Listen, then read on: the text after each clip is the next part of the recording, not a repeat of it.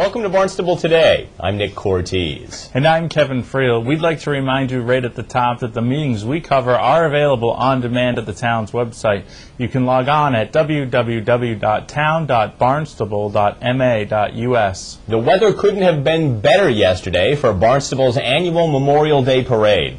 And with the great weather came a crowd of hundreds that lined Main Street and Old Stage Road in Centerville to watch police and fire details, bagpipers, local politicians, and of course our veterans march from the Centerville Library to the Beechwood Cemetery.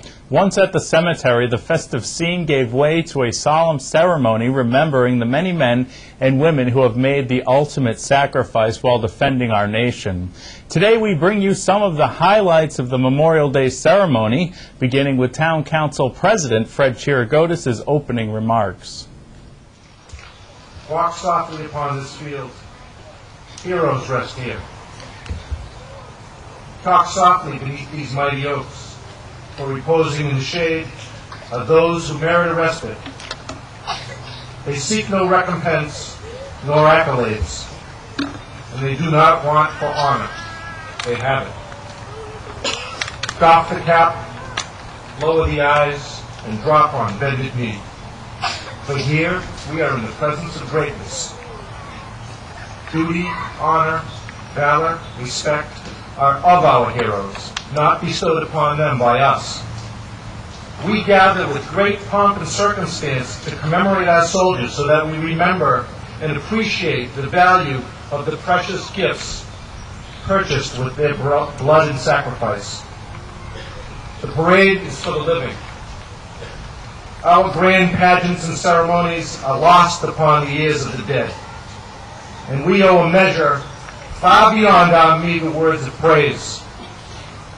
The greatest tribute that we can offer is to recognize, preserve, and protect the legacy with an equal commitment.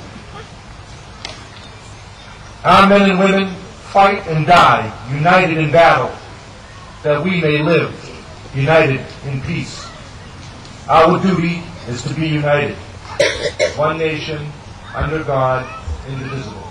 Thank you. The ceremony's featured speaker, retired Marine, Vietnam veteran, and lifelong Barnstable resident, Sergeant Major David Baker, delivered some stirring personal Memorial Day reflections. I feel close to this parade.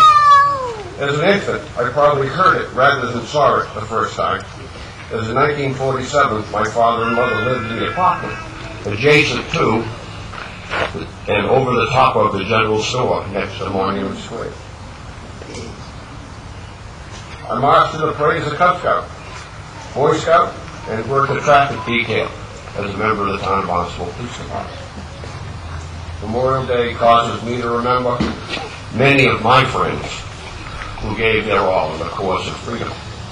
Richard Archer, a scout leader, as he became a newly Boy Scout, I believe Richard was the first to make the ultimate sacrifice from the Cape and Islands. Fred Curtis, a high school classmate, another lifelong resident of the town of Barnstable. Fred and I were in English class and every other class together, and I was there, was shaken by his falling. Bob Dagnell from Connecticut, my bunkie in boot camp. He lost his life in 1967 in Vietnam. And most tragically, Staff Sergeant Dusty Rash. Staff Sergeant Rash had 2 weeks remaining in his second tour in Vietnam. He was killed and never returned home in time to meet for the first time his baby daughter. I remember these especially, as all of you remember many more soldiers, sailors, airmen, and Marines, and Coast Guardsmen who have laid down their lives in defense of this great nation, doing so without complaint. And in so doing, all I'm sure had one overriding thought: concern for those under their command in the adjacent foxhole, on the deck of a ship, or in a plane of war. We who survived do not merely mourn our fellow comrades, we celebrate their bravery dedication, and zeal for the defense of our nation.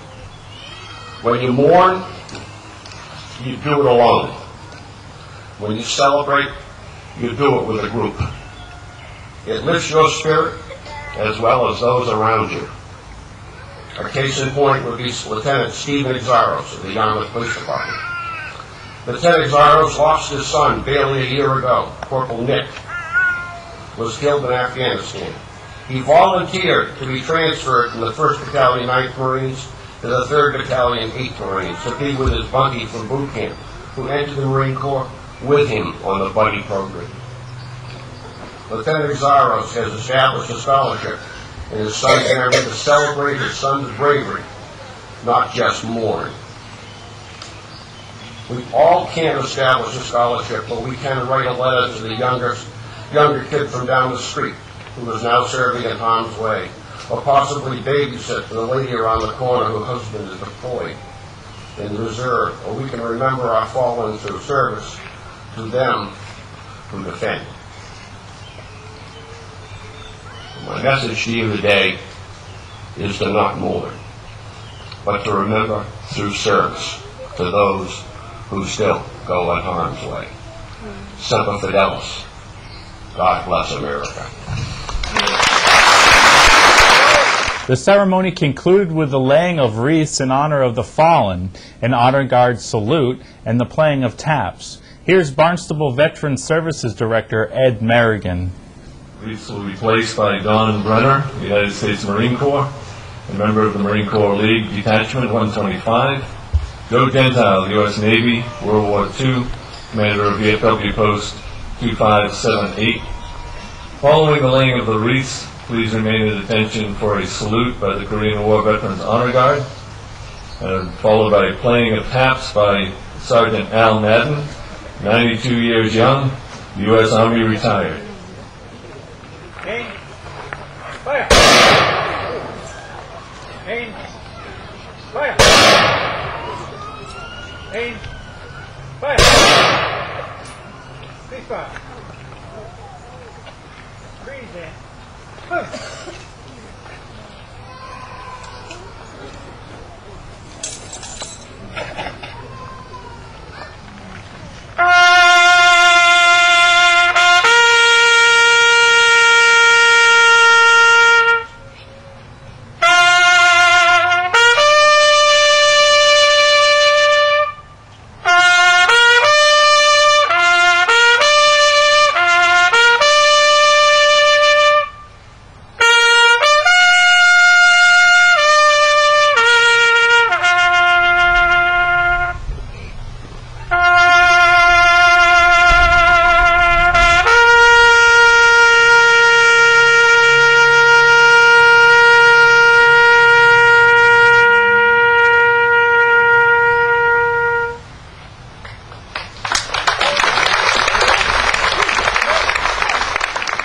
It's a short week this week, but it's time for boards and committees to get back to work. Let's take a look at this week's meetings. For Tuesday, June 1st at 6:30 in the evening, the Conservation Commission meets in the Town Hall hearing room. On Wednesday, June 2nd at 7 o'clock, the Hyannis Main Street Waterfront Historic District Commission meets in the Selectmen's Conference Room. On Thursday, June 3rd at 7 o'clock, the Town Council meets in the Town Hall hearing room. Well, that's all for now. For Kevin Friel, I'm Nick Cortez. We'll see you next time on Barnstable Today.